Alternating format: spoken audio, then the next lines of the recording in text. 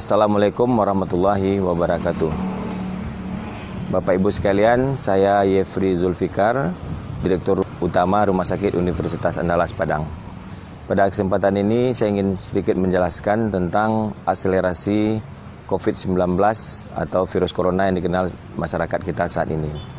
Yang pertama kami jelaskan bahwa sebenarnya COVID-19 itu adalah singkatan dari Coronavirus Disease 19. Jadi virus corona ini mulai beredarnya di tahun 2019. Perjalanannya pertama dimulai di Provinsi Wuhan, Cina, dan ini berkembang terus dengan cepatnya sampai saat ini ditetapkan WHO sebagai pandemi. Pandemi artinya penyakit yang dengan cepat melingkupi dunia atau sebagian besar dunia. Pada hari ini kami dari tim Rumah Sakit Unan yang juga mewakili tim waspada COVID-19 di Universitas Andalas ingin menjelaskan sedikit tentang virus ini. Bapak Ibu sekalian, yang paling penting dari perjalanan suatu virus adalah bagaimana kita mencegah penyebarannya. Kemudian bagaimana kita meningkatkan daya tahan imunitas kita masing-masing. Yang penting juga kita tahu bagaimana penyebaran virusnya. Dengan cara seperti itu, insya Allah kita semua terhindar dari penyakit ini. Yang pertama kami jelaskan bahwa penularan virus ini adalah lewat yang pertama droplet. Droplet yang maksud di sini adalah semburan air ludah atau pembicaraan dan lain sebagainya. Biasanya itu dari WHO menyampaikan jaraknya 1,7 sampai 2 meter. Dan kita mengambil generalnya minimal 1 meter. Itulah yang disebut dengan social distancing. Artinya kita jaga jarak mulai saat ini dengan jarak minimal 1 meter. Yang kedua Bapak Ibu, masuknya melalui mukosa. Mukosa ini istilah kedokterannya, terjemahan adalah selaput lendir. Jadi yang dilalui adalah selaput lendir hidung, selaput lendir ke tenggorokan, dan satu lagi mukosa usus.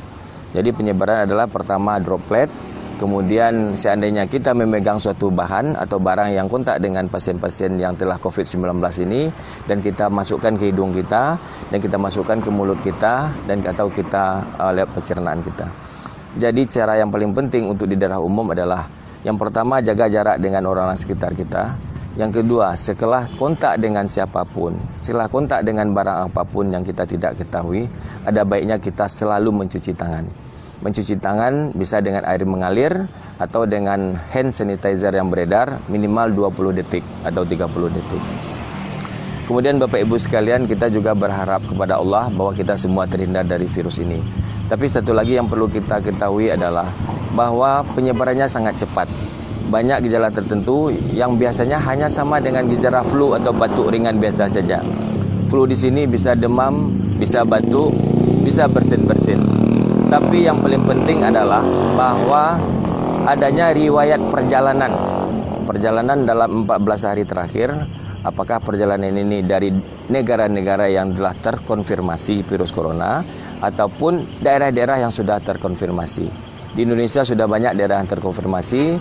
Akhirnya kita dari Dinas Kesehatan Sumatera Barat menetapkan siapa saja warga negara yang melewati BIM, apalagi di daerah-daerah yang curigai dan tempat-tempat curigai, itu sudah kita masukkan ke dalam orang dalam pemantauan.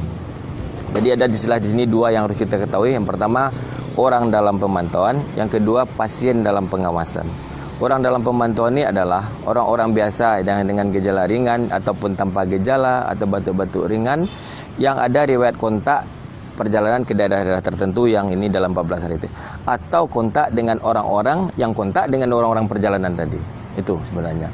Jadi kalau kita misalnya ada keluarga kita yang pernah di daerah-daerah ini, misalnya di Indonesia sendiri yang pertama akan diumumkan di Depok.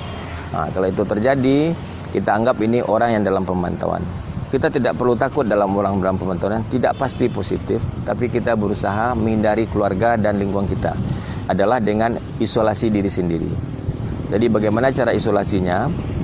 Pada pasien dengan orang dalam pemantauan ini, isolasi diri adalah di rumah sendiri gunakan kamar yang khusus untuk pasien ini, gunakan masker, kemudian alat-alat makan, minum, mandi, sikat gigi dan segala macamnya dilakukan pada satu kamar. Kalaupun ada yang membantu, pastikan orang yang membantu adalah orang yang betul-betul sehat tanpa sakit. Dan orang tersebut juga memakai masker. Dan orang tersebut juga memakai sarung tangan. Itu yang paling penting.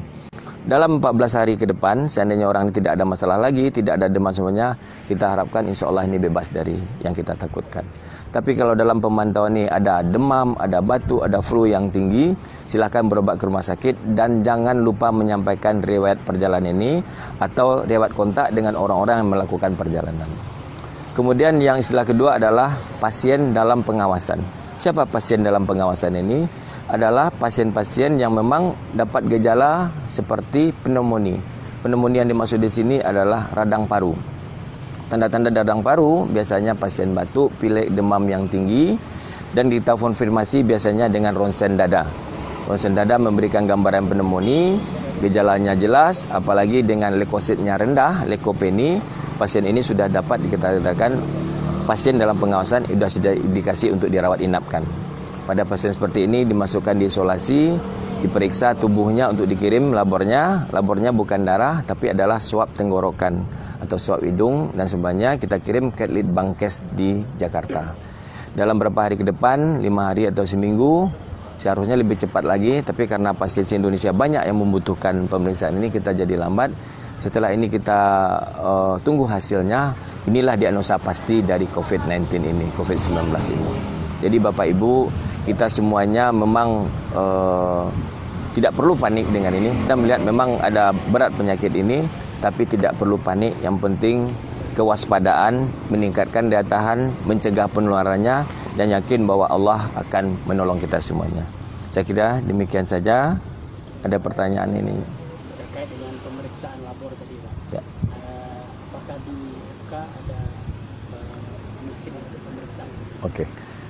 Untuk pemeriksaan, karena saya juga ditunjuk sebagai ketua tim COVID, waspada COVID di lingkungan UNAN. Artinya kemarin dengan wawancara dengan Bapak Wakil Gubernur, Dekan Fakultas Kedokteran menyampaikan dan tim labornya bahwa di Fakultas Kedokteran kita punya alat namanya real time PCR yang sudah biasa melakukan pemeriksaan untuk virus-virus ini.